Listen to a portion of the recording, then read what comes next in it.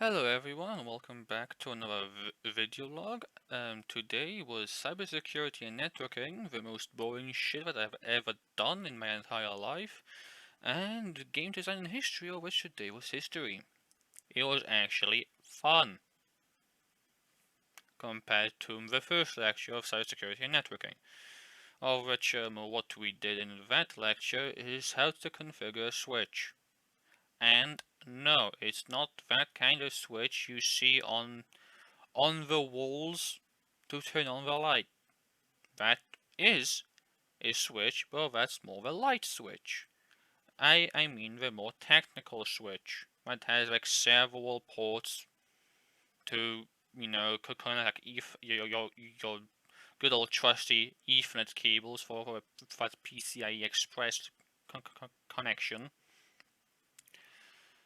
And yeah, we mainly were using that to configure to connect our PC to a switch,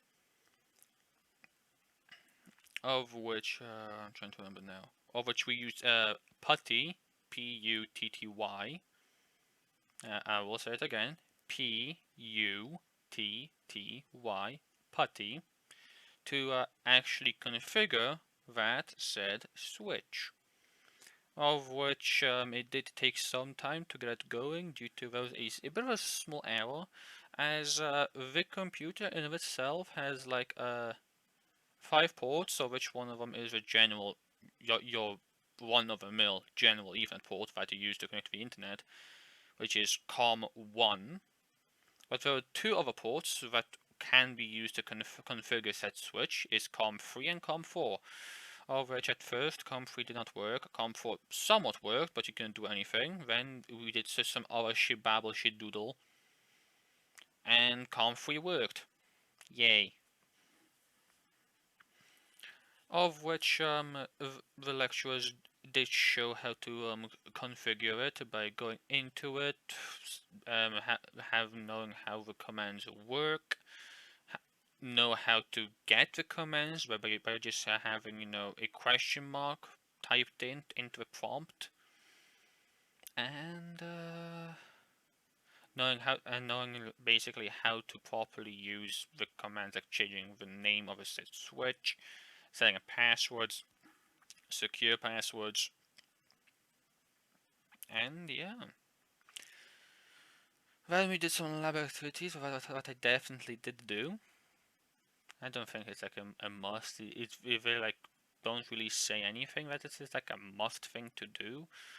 But in most cases, I can easily do them in like 10 to 20 minutes at home even. But as of right now, it is what it is. Right, in games design and history, we were talking about the mid to late 1980s, which mainly after a video game crash, of which we talked about last week. It was mainly about how Atari kind of fucked up. Well, not really fucked up, but they had tech before the crash that they didn't sell, and they marketed it to be different, which is the Atari 5800, marketed as, or 5200, now marketed as the 7800 or 7200. I can't fucking remember. I think it is 7800. Yeah, it makes no sense to be the 7800. Atari 7800, which is the old shit before the game crash, which is still 6-bit, still can play your Atari VCS games, still the same thing. It looks old, and to be fair, Atari kind of fucked up, of which later down the line they did split up into one doing the game consoles and one doing the arcade due to upper management and of course money. Making it do a split in the company. Another thing is how Nintendo basically had a massive win, and that after as the game crash or the video game crash of 1983 mainly and only affected the United States. It had like no effect on Japan or Europe in general. So the game companies in Japan, mainly Nintendo, saw as like an opening, and they got a very good toy publisher or well, toy distributor, so they knew how to do marketing, and because they had very good marketing, they were able to sell a lot of Nintendos, mainly the NES, the Nintendo Entertainment System, or NES, if you're weird, but it's much more better and smoother in my opinion to say NES than of NES. If you say NES a few times, it does kind of sound weird, like NES, NES, NES, NES, NES, NES, NES. It sounds a bit weird after some time, but NES, someone can usually pick up. Oh, you talking about the Nintendo Entertainment System? Oh, yeah. So back in my day, that was like the best console. Of which, to be fair, it both was and wasn't.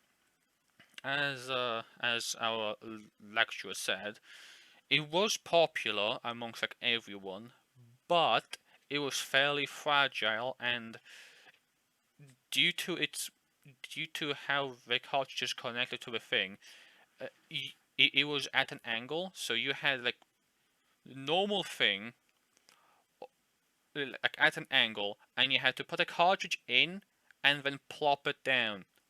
It was bendy here. There was a port here that was just like external to the proper motherboard. So at some times, whenever you do plop it in, there can be faults in actually doing in actually playing the game. Sometimes you have to plop it back out and pop it back in and make sure it actually is properly slotted in.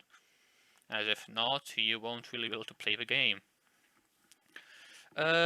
Also, our lecturer was brought up with, I think it's called the Game Master from Sega. The very first console that Sega actually produced, of which they did then later produce a Game Master Plus. And in some, which to be fair, that console was the main competitor for the NES. But Nintendo already had like a Bandai, Capcom, like all of those companies that basically make third-party games. They had them, so they had bangers. Unlike Sega, which didn't really have many companies up until Genesis, which is different. So yeah, which we did also manage to play some of the games, which was very fun, like Super Mario Bros, Mario 2, even a Disney game, even some EA games, as EA was actually founded in 1983, and back then it was actually a good company, unlike today. But anyway, that's basically everything for me. So hope you guys have enjoyed. Enjoy your day or night, wherever you may be, and see you guys next time. Peace.